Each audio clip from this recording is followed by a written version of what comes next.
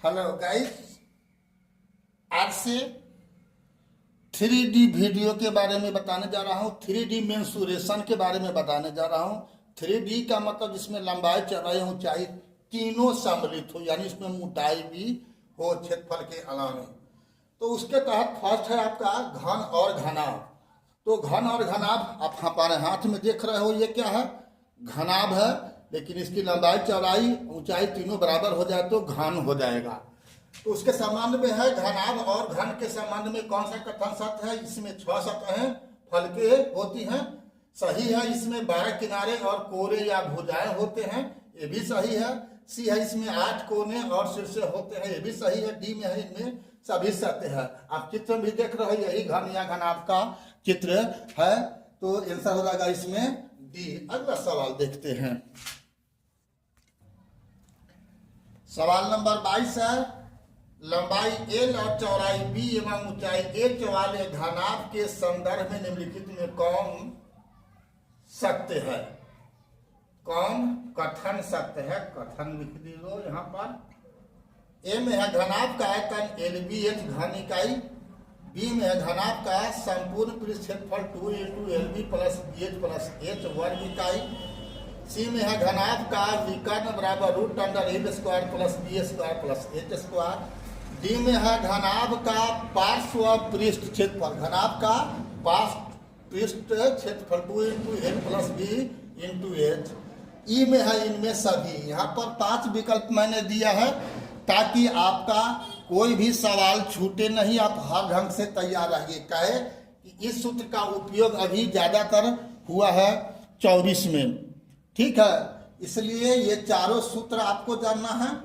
चारों सूत्र याद रहेगा तो 5 सूत्र का मतलब होता है केवल चारों बगल का, नीचे का सतह है, ऊपर का सतह, उसमें काउंट नहीं होता है। तो इसका होता है 2 × L + B × H होता है, लेकिन संपूर्ण का हो जाएगा 2 × LB + BH + HL होता है, H नहीं HL होता है, ठीक है। अगला सवाल देखते हैं। यहाँ सवाल है 23 में, L भुजा वाले घन के संदर्भ में निम्न में कौन सत्य है? ए में है घन का आयतन L³ घन इकाई। बी में घन का संपूर्ण पृष्ठ क्षेत्रफल 6 × L² वर्ग इकाई। सी में है घन का विकर्ण √3 × L इकाई। डी में है घन का पार्श्व पृष्ठ क्षेत्रफल 4L²। ई में है इनमें सभी, आंसर हो जाएगा ई, इनमें सभी। इसमें कि चारों कथन सत्य है, इसको भी आप याद रखिएगा। ये चीज नई रूप से, विशेष रूप से परीक्षा में पूछ रहा है, ठीक है। अगला सवाल देखते हैं।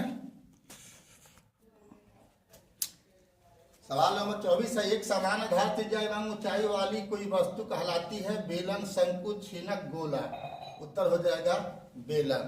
25 में है, आठ त्रिज्या एवं ऊंचाई H वाले बेलन के संदर्भ में निम्न में कौन कथन सत्य है? बेलन का आयतन πr² H घन इकाई। बेलन का वक्र पृष्ठ क्षेत्र 2πrH वर्ग इकाई। सी में है बेलन का संपूर्ण वक्र पृष्ठ क्षेत्रफल 2πrH × H + R वर्ग इकाई। डी में है इनमें सभी, आंसर होगा डी। अगला सवाल देखते हैं। क्वेश्चन नंबर 26 है, आधार त्रिज्या R, उदर ऊंचाई H एवं तिर्यक लंबाई L वाले शंकु के संदर्भ में निम्न